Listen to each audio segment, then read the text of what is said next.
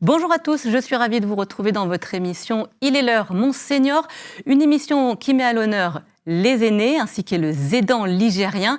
Et puis nous parlerons également de toutes les initiatives qui se déroulent dans notre département de la Loire. Et au sommaire cette semaine, comment bien vieillir dans notre département? On en parle aujourd'hui grâce à des actions qui sont menées dans des centres sociaux de la Loire, direction Saint-Chamond avec le Passage. Bien vieillir, c'est aussi avoir des loisirs. On a rencontré des comédiens amateurs qui font du théâtre, un moyen de se dépenser tout en faisant bien sûr fonctionner sa mémoire. Entretenir son corps après 60 ans, c'est tout aussi important pour garder le moral et la forme. Rendez-vous avec des ateliers spécifiques mis en place avec des kinésithérapeutes. Et puis enfin, vieillir, c'est aussi bien sûr être gourmand. On vous emmène dans une crêperie, c'est direction Chazelles-sur-Lyon. On en parlait dans le sommaire, comment bien vieillir dans notre département et si on ajoutait de la vie à ces années qui passent afin que nos aînés vieillissent le mieux possible. C'est tout l'enjeu bien sûr que porte l'État au niveau national, mais comment ça se passe à l'échelle locale? Ce sont les collectivités, les entreprises, les associations et nous les citoyens qui devons nous mobiliser. En 2030, sachez que les plus de 65 ans seront plus nombreux que les moins de 15 ans. Alors comment renforcer la solidarité et les liens intergénérationnels pour favoriser le partage et puis rompre un petit peu avec cet isolement? On va en parler tout de suite avec notre invité. Bonjour Emmanuel Guillermin, vous êtes délégué fédéral de la Fédération des centres sociaux Loire-Haute-Loire. Merci à vous d'avoir accepté l'invitation.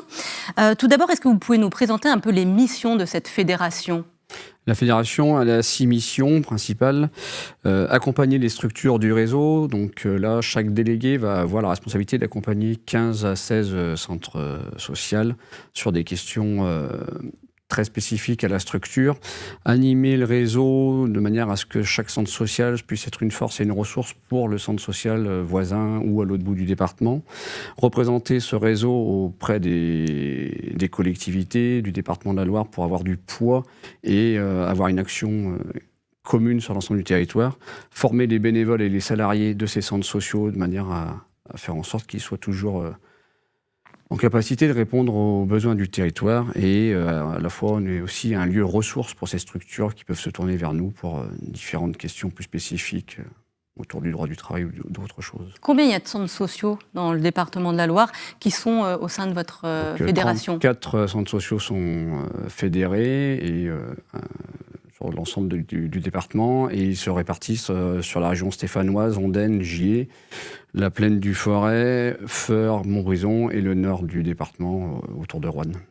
Donc finalement, tous les centres sociaux du département de la Loire font partie de la fédération ? Presque, oui. Parce que oui, c'est primordial pour eux en fait finalement, pour pouvoir... C'est un poids et une force parce qu'ensemble on est plus fort et on a plus de poids. Très bien. Alors je vous propose, Emmanuel Guillermin, de visualiser un reportage, ça va vous parler. On est parti direction Saint-Chamond pour aller rendre visite à un centre social qui s'appelle le Passage. C'est un tiers-lieu où les habitants du quartier vont et viennent, ils discutent autour d'un café, ils peuvent même réparer des objets. Vous allez voir, chacun parle de sa petite vie et puis chacun aussi a ses petites compétences et donc aide les uns et les autres. Je vous propose de regarder le reportage.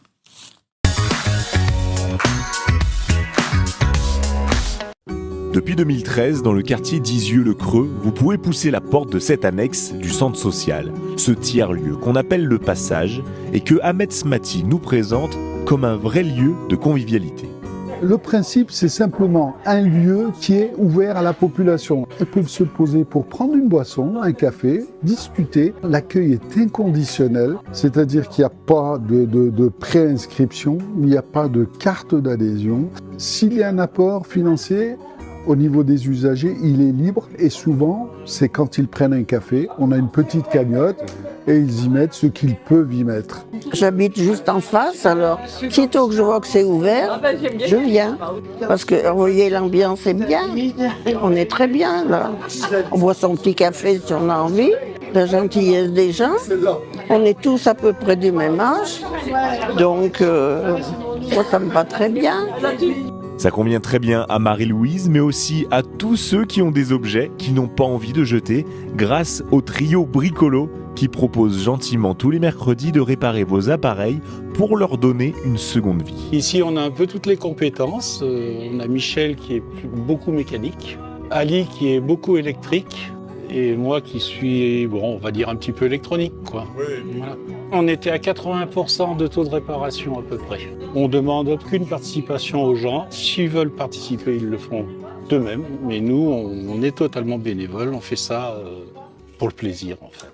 Pas de tâches précises ou prédéfinies, mais chacun apporte ses connaissances et ses compétences, comme Gérard, qui est souvent préposé au café, ou Jocelyne, qui nous explique pourquoi elle vient ici et surtout ce qu'elle aime, faire partager aux autres.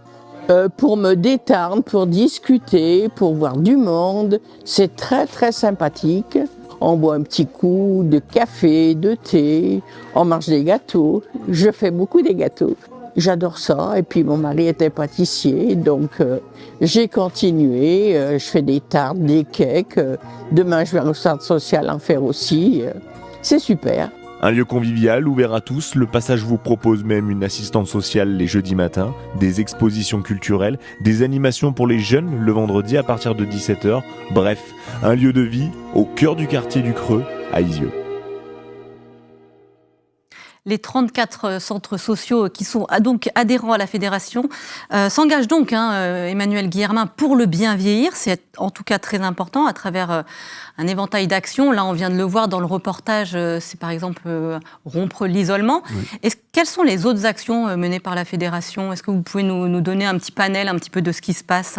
Alors la fédération, on soutient les 34 centres sociaux de la Loire qui vont se mobiliser en 2024 dans le cadre de la conférence des financeurs. Et donc c'est plus de 100 actions qui vont être menées sur l'ensemble du département, des actions qui sont sur conserver ses capacités cognitives autour d'ateliers mémoire, autour d'ateliers où des films vont être construits pour partir de la mémoire des aînés, pour parler de la mémoire du village, valoriser, aller à la rencontre des jeunes.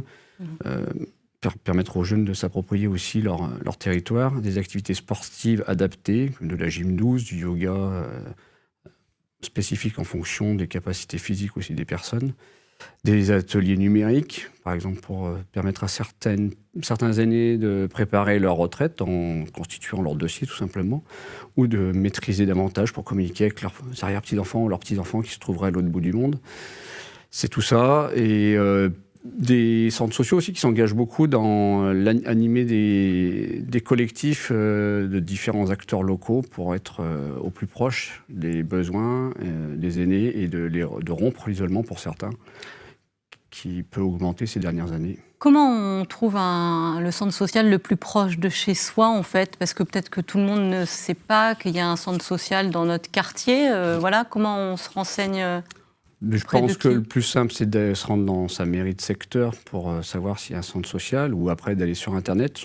Sur le site Internet de la Fédération Loire-Haute-Loire, ils sont tous répertoriés. Et de nombreuses plaquettes circulent sur les territoires où se trouvent, dans les quartiers, les villes, pour savoir ce qui est proposé aux aînés et aux plus jeunes et aux familles.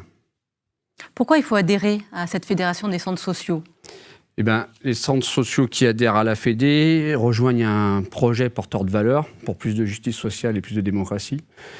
C'est pour pouvoir avoir du poids aussi, parce que collectivement, c'est plus simple d'aller à la rencontre, par exemple, de la conférence des financeurs pour soutenir des projets. C'est aussi de manière à proposer quelque chose de cohérent à l'échelle du territoire et aussi à l'échelle nationale, parce qu'adhérer à la Fédération Loire-Haute-Loire, c'est aussi rentrer dans un réseau plus global à l'échelle régionale et à l'échelle nationale, et pour transformer la société vers plus de justice sociale, vous avez dit. De justice sociale. Merci beaucoup Emmanuel Guillermin d'avoir été notre invité et de nous avoir parlé un petit peu de tous ces centres sociaux. On a bien compris, la Fédération a un rôle très important auprès de ces centres sociaux. Merci à vous. Avec plaisir. Et si le bien vieillir passait aussi par la culture, on l'a vu un petit peu avec la Fédération des centres sociaux, mais là, regardez bien, il y a des ateliers qui sont mis en place pour les seniors. Pourquoi pas se lancer sur scène, hein, tout âge, c'est possible. Expression corporelle, diction, mémorisation de textes, autant d'apprentissage pour se détendre et s'amuser. Nous avons rencontré des comédiens amateurs et ça se passe du côté de Roche-la-Molière.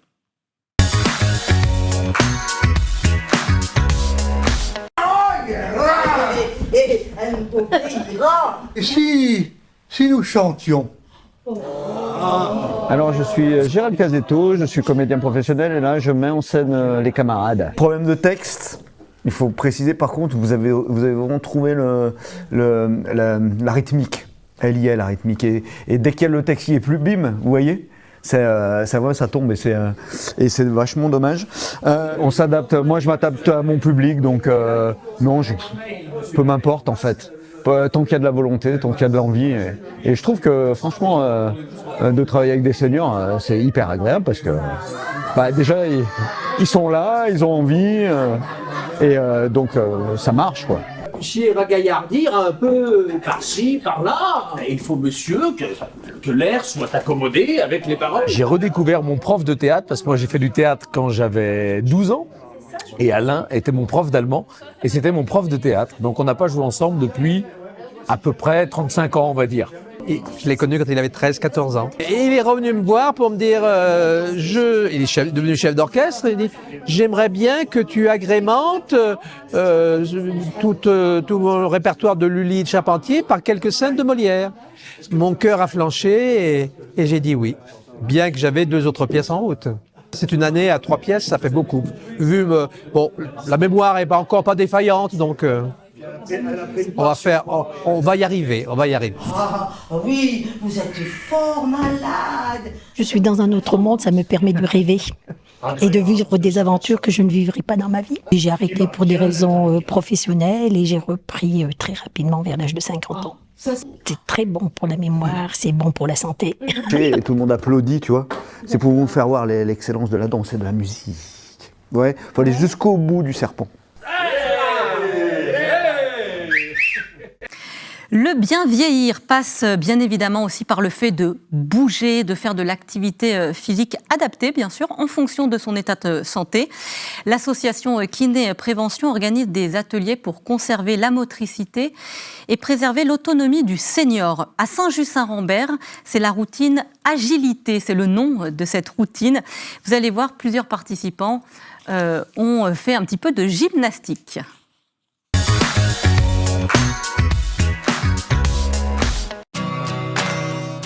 Prévention, c'est venir avant, donc on vient avant. Le mieux, c'est de venir avant la chute. Il y a différentes préventions, il y a les préventions primaires. Donc les ateliers qu'on fait événementiels, c'est pour un public qui est plus jeune, qui n'a pas eu encore de problème. Donc on va dans les zones blanches des départements et on intervient sur des gens qui ne sont pas encore tombés, donc c'est prévention plus primaire. Ensuite, on a une prévention secondaire sur les gens qui ont déjà eu des chutes, qui ont été vues par les médecins. Et ces médecins, donc, pour qu'on puisse les prendre en charge rapidement, nous les envoient dans les ateliers agilité permanents. Ça, c'est juste pour vous réveiller, vous échauffer, hein, parce que dehors, il fait froid. Vu beaucoup d'opérations, je faisais rien. C'est sur les conseils de mon médecin traitant. Je ne connaissais pas. J'ai beaucoup apprécié, je le conseille. L'outil, il est tout neuf. Donc il est tout neuf et il est en phase d'essai. C'est une phase pilote ici dans la Loire. Le jeu, c'est simple, c'est un jeu de plateau, comme beaucoup de jeux de plateau qui existent, où on lance le dé et puis on avance les pions. Il y a quelques petites règles et on va tomber sur certaines cartes. Donc il y a des cartes où on aura une activité physique à faire en position assise, debout, avec différents niveaux en fonction de l'état des personnes. Et puis il y aura des cartes sur les conseils sur l'environnement à la maison, des cartes sur la santé, sur la nutrition, sur la mémoire, et puis pour que ce soit un peu ludique et puis intergénérationnel, des cartes surprises où tout le monde peut répondre. À ce jeu, oui, c'est la première fois. Alors, c'est rigolo. Mais on n'a pas toutes les réponses d'avance. On est crevé quand on a fini la séance. L'objectif de cet outil, c'est de pouvoir reprendre tous les exercices que nous faisons dans les ateliers agilité, afin que les gens puissent continuer à pratiquer l'activité physique adaptée et puis entretenir leur mémoire et les connaissances qu'on a pu apporter lors de nos ateliers prévention des chutes agilité.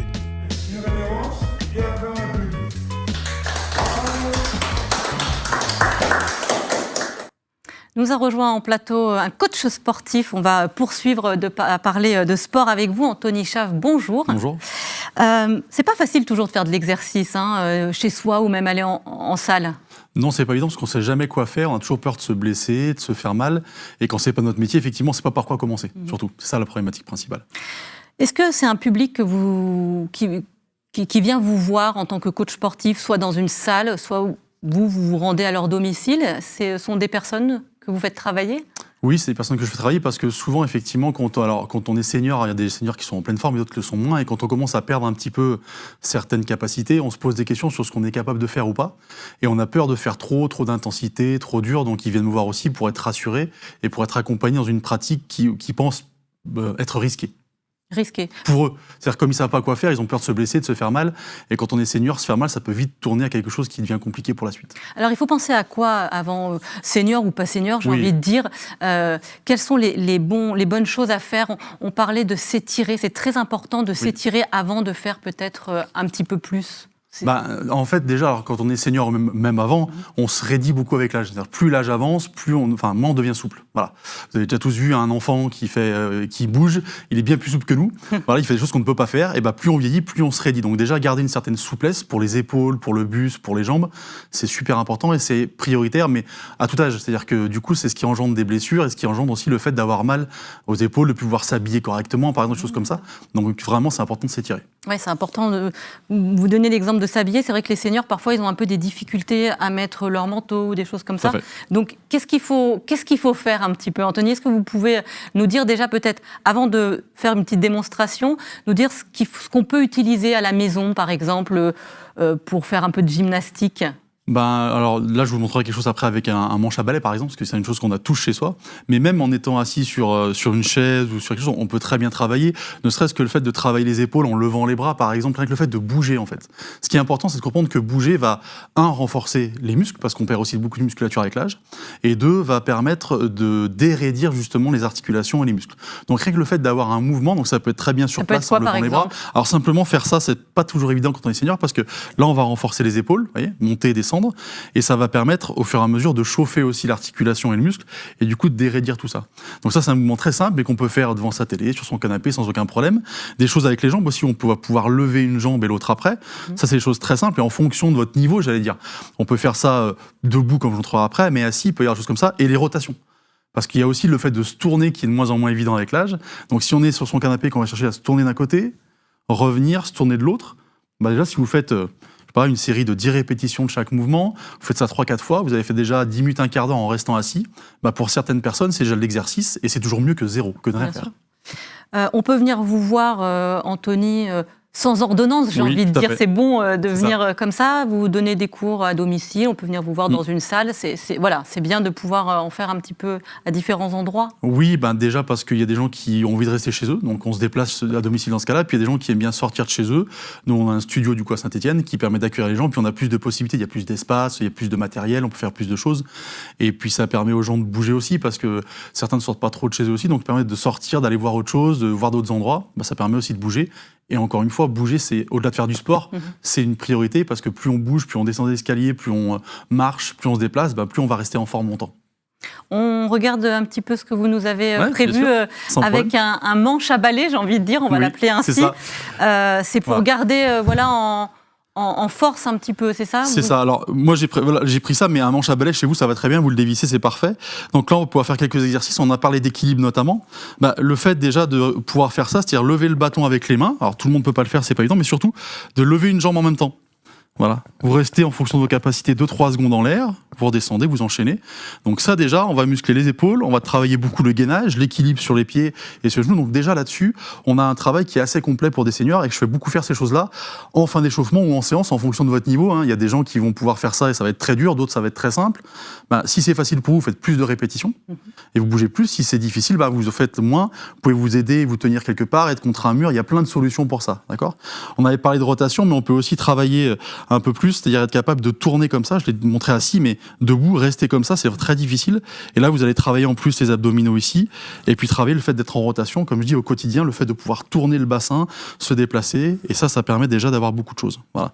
Donc on va avoir des choses très simples comme celle-ci, ou d'autres qui vont permettre, là, en avançant à chaque fois un appui, je vais monter, hop, revenir ici, voilà. Et rien que ça, déjà, c'est des mouvements très simples avec un bâton qui vont vous permettre, encore une fois, vous mettez un chrono, vous faites 30 secondes, vous vous posez 10 secondes. Ce qu'il faut comprendre aussi, c'est que c'est intéressant d'alterner entre l'activité et l'étirement, par exemple. On en a parlé tout à l'heure. Et je pense que s'étirer entre les activités, ça permet de récupérer, d'avoir le cardio qui monte, mais pas trop non plus, parce que si on n'est pas en forme, c'est compliqué. Et le fait de s'étirer entre les exercices, on va pouvoir faire comme ça 20 minutes, une demi-heure, voire même 40 minutes d'entraînement. Et on va sortir avec une séance qui sera complète et sans risque. Mais c'est ce qu'on cherche. On le fait quoi, 2 fois par semaine, c'est bien? Où il y a un minimum La régularité est le principal. C'est-à-dire qu'effectivement, dans l'idéal, 2 fois par semaine, c'est parfait. Mais le but, c'est d'être régulier. C'est-à-dire que c'est pas de se dire, j'en fais 3 fois cette semaine et puis rien pendant 2 semaines. Si je fais 1 fois par semaine, déjà, je vais bouger, je vais activer mon corps va prendre l'habitude de ça et je vais du coup me sentir même progresser. Et même sur un senior, c'est important de sentir qu'on est plus souple, qu'on est plus mobile, qu'on a plus d'équilibre, que ça nous sert au quotidien. Dans les tâches quotidiennes, c'est ce que marcher, se déplacer. Et quand on sent qu'on avance, ou en tout cas qu'on recule moins, si je peux me permettre cette expression-là, du coup, on prend confiance et on a envie d'en faire plus. Merci beaucoup, Anthony, pour toutes ces bonnes infos sportives. En tout cas, ça m'a donné envie de faire du sport avec ce balai-là. Exactement. Ce manche à balai. Merci beaucoup, Anthony. Après avoir fait du sport, on va passer au repas. On va aller faire une petite pause gourmande. Ça se passe du côté de Chazelles-sur-Lyon. On va parler de la chandeleur. C'est une coutume qui est bien ancrée dans les foyers ligériens. La chandeleur, c'est exactement 40 jours après Noël. Et nous sommes allés voir des crêpiers qui nous donnent des bons conseils pour préparer vos crêpes. Des œufs, de la farine, du lait, du beurre, ce sont les ingrédients de base pour faire des crêpes. Mais à chacun sa recette familiale. Et si nous demandions l'avis d'experts? Partons à la rencontre de Christelle et Nicolas. Ils gèrent tous deux la crêperie Les Vieux Casques à Chazelles-sur-Lyon. J'aimerais déjà qu'ils m'éclairent sur la différence entre une crêpe et une galette. Alors la galette, c'est au sarrasin, du sel de Guérande, de l'eau. Donc ça c'est bien pour les intolérants, gluten, lactose, etc. Et la crêpe, c'est plus que tout le monde connaît, de la farine, des œufs, du lait, du sucre. Que faut-il pour réussir une bonne crêpe? Des bons ingrédients, à la base déjà. Un petit tour de main peut-être aussi. C'est pas évident au départ de garder la pâte sur la crêpière. Qu'est-ce qui vous a motivé à reprendre la crêperie en 2018?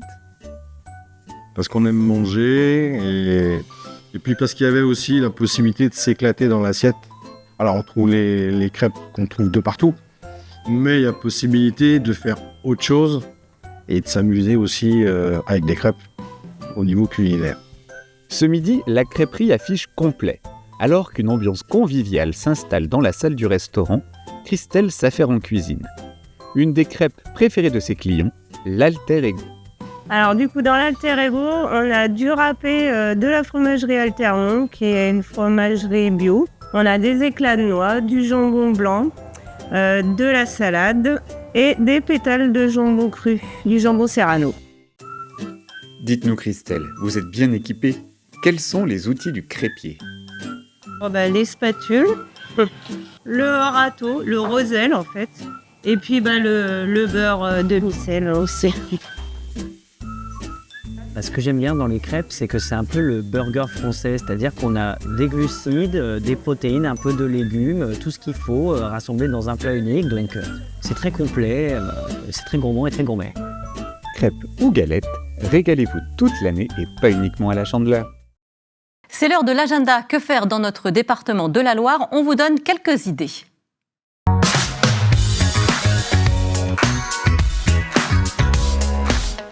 Avec la neige qui fait son retour dans notre département, ne ratez pas les veillées nordiques, des balades en raquettes encadrées par des professionnels brevetés d'État, pour des soirées d'hiver chaleureuses et conviviales au cœur de l'espace nordique des Monts du Pilat ou celui du Forêt. Et après l'effort, le réconfort, puisqu'au retour, vin chaud et repas montagnards vous attendent.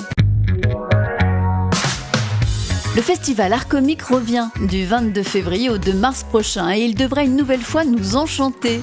Art Comique qui met en avant les jeunes talents de l'humour, mais également les artistes confirmés du monde du one-man show. Et pour cette 21e édition, Art Comique a vu encore plus grand. Alors vite, pensez à réserver vos places dès maintenant. Direction la Secoupe de la Rotonde de Saint-Étienne pour découvrir l'expo atelier Magnétique, le pouvoir de l'attraction. Le magnétisme est vraiment partout dans notre quotidien, mais le connaissez-vous vraiment? Avec Magnétique, vous serez au cœur d'une 50aine d'expériences réparties en 4 grandes thématiques avec lesquelles vous partirez à la découverte des origines, du fonctionnement et des applications du magnétisme. Petits et grands, curieux, curieuses, vous serez surpris ou surprises de l'importance qu'a ce phénomène sur nos vies.